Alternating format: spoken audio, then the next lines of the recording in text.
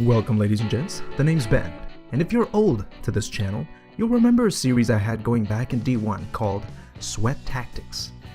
It consisted of some of the most abominable and cheese-infused builds ever concocted by mortal men, and this beautiful genius suggested I bring it back, so I did what I does. The first installment will feature the Nightstalker, and I'm calling it, well, I'm a little torn between Ninja Assassin build and Crouching Tiger Hidden Scumbag build. I'll let you decide. As per usual, I'll be focusing on key aspects of the build, along with any essentials that complement the playstyle required to dish out this brand of cheese. So first up, the skill tree. I run this build with Void Wall grenades because they're among the most damaging grenades in the game, and they're just excellent for zoning off tight doorways. I use the strafe jump over the others because it grants increased control while in the air. I use it a lot when surveying corners and avoiding pulse grenades.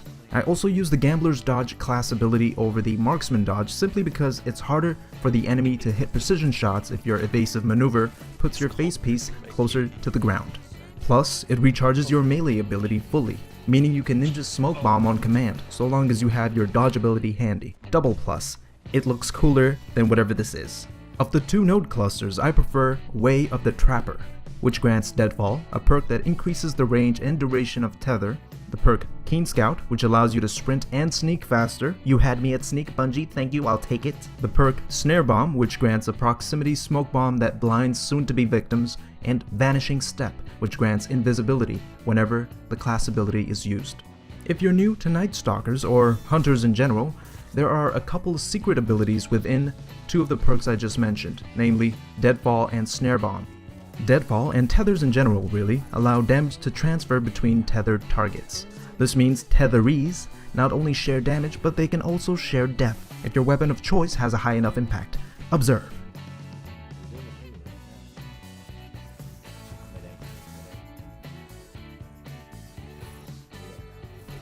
Likewise, Snare Bomb has the added bonus of appearing on the enemy motion sensor as a hostile. Observe!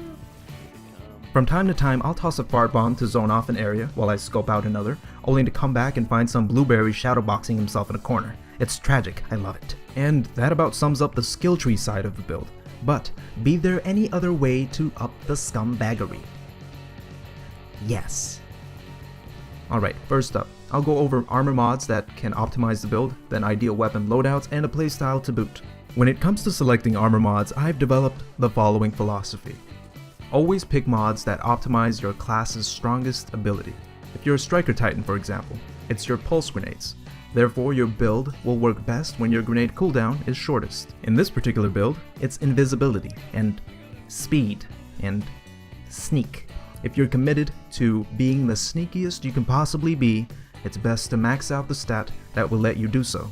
For Nightstalkers, class abilities take 24 seconds to recharge with 0 Paragon mods, 22 seconds with 1 mod, and 20 seconds with 2 mods, meaning you can be ghosting and off the motion sensor like 3 times a minute. Plus, if you dodge near an enemy, your melee is fully recharged, so you can potentially have a smoke bomb and or decoy up every 20 seconds. I should mention that Nightstalkers are the only hunter subclass that can equip a third Paragon mod that can reduce the cooldown of your class ability, but it does so by only 1 additional second, reducing it to 19 seconds. So you're better off equipping a kinetic munition reloader to boost the reload speed of your kinetic weapon, or throwing on a couple of ordnance mods to lower the cooldown of your grenades. Like Paragon mods that reduce your ability cooldowns, ordnance mods stack as they reduce your grenade recharge timer.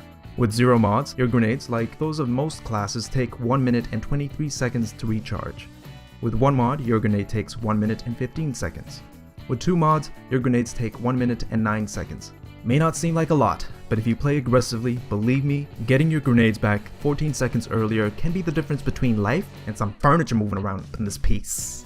That's a euphemism for rage. Of the many builds I've tried, this is probably the only one that will let me get away with having a low recovery. I normally equip armor pieces that grant a stat allocation of 6, 4, 4. That's 6 mobility, 4 resilience, and 4 recovery. But when I'm playing defensively and using a fast-firing scout rifle with high-caliber rounds and a perpetual motion sensor, I can comfortably run an 8-4-2 build and rely solely on my weapon, my teammates, and dodge abilities to get me out of danger. Next, Weapon loadout. This build works great with almost any kinetic weapon type. I've personally been running it with the Guiding Sight Scout Rifle from the Iron Banner. It is really forgiving build for those of you with some imagination that want to test out new weapons in the midst of all the high caliber round bonanza going on in the Crucible right now. But an absolute must have are close quarter melting machines that are sidearms and submachine guns, because duh at this point. In the heavy weapon slot, I've been running snipers and fusion rifles like the Iron Banner's Wizened Rebuke, but most frequently, the Quick Fang. I call mine Danzan. It means separator, an ideal weapon for separating blueberry heads and limbs from blueberry bodies. Blueberry is a euphemism for enemy combatants if you're new to Destiny.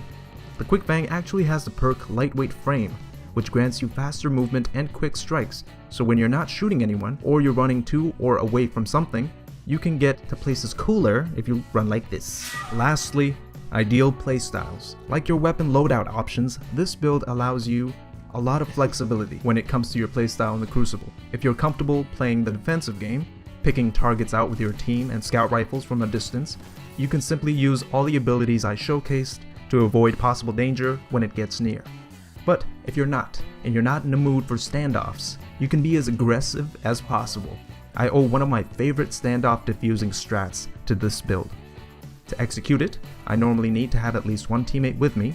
When I found one, I'll turn invisible and push past the center of the standoff to get behind the enemy team. This forces them to turn their backs on heavy, friendly fire, all while giving me the first shot in the engagement. With the right weapon, landing first shot almost always means winning the engagement. And yeah, if you're a hunter, have you tried this out yet? If you have, list any specific changes you'd make to the build in the place below. If you're not a hunter, and you didn't know about the smoke bombs appearing on motion sensors, dang it. If you're new here, I normally follow up these build videos with highlights showcasing many plays / derps I enjoyed / endured during the actual field test of a given build, but I thought I'd keep this one short and to the point. If you'd like to see more, stay tuned to the Twitter feed, because YouTube has a secret perk that won't tell you when a video is up. Thanks, Bungie. Until next time, God bless our deuces.